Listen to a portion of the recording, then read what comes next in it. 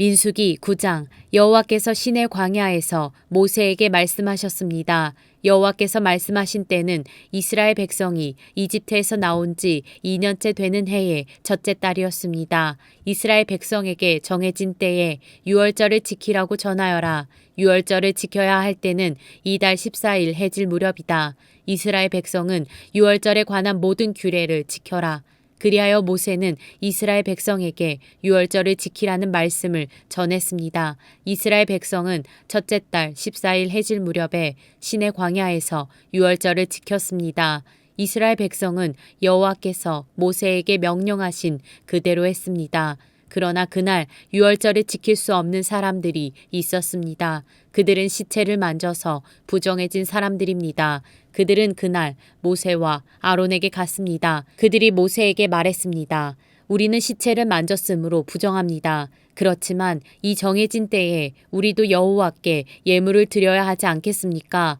우리도 다른 이스라엘 백성처럼 예물을 드리고 싶습니다. 모세가 그들에게 말했습니다. 기다리시오. 여호와께서 여러분에게 무엇이라고 말씀하실지 알아봐야겠소. 그때 여호와께서 모세에게 말씀하셨습니다.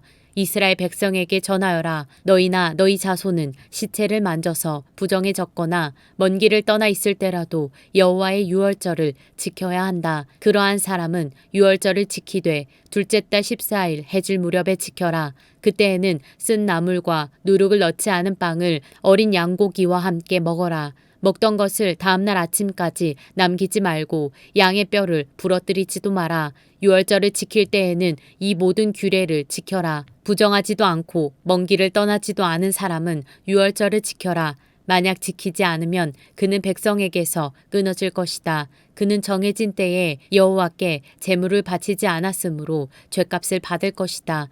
너희 가운데 사는 외국인도 여호와의 유월절을 지킬 수 있으니 그가 유월절을 지킬 때에는 모든 규례를 따르게 하여라. 너희가 지키는 규례를 외국인도 똑같이 지키게 하여라. 주님의 장막인 성막을 세우던 날 구름이 그 장막 곧 언약의 성막을 덮었습니다.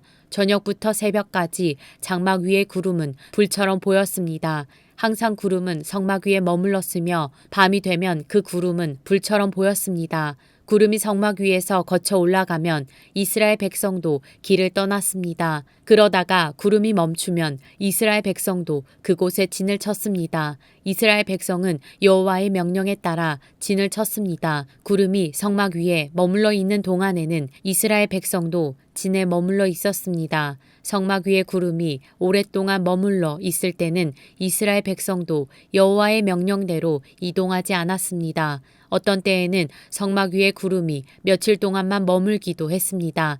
이스라엘 백성은 여호와의 명령에 따라 길을 떠났고 여호와의 명령에 따라 진을 쳤습니다. 어떤 때에는 성막 위에 구름이 저녁부터 아침까지만 머물기도 했습니다. 이튿날 아침에 구름이 걷히면 백성도 길을 떠났습니다. 밤이든 낮이든 구름이 걷히면 백성도 길을 떠났습니다. 성막 위의 구름은 이틀을 머물기도 하고 한 달을 머물기도 하고 1년을 머물기도 했습니다. 구름이 머물러 있는 동안에 이스라엘 백성은 진을 치고 있었습니다. 그러나 구름이 걷히면 백성도 길을 떠났습니다. 이스라엘 백성은 여호와의 명령에 따라 진을 쳤다가 여호와의 명령에 따라 길을 떠났습니다. 그들은 여호와께서 모세에게 명령하신 대로 했습니다.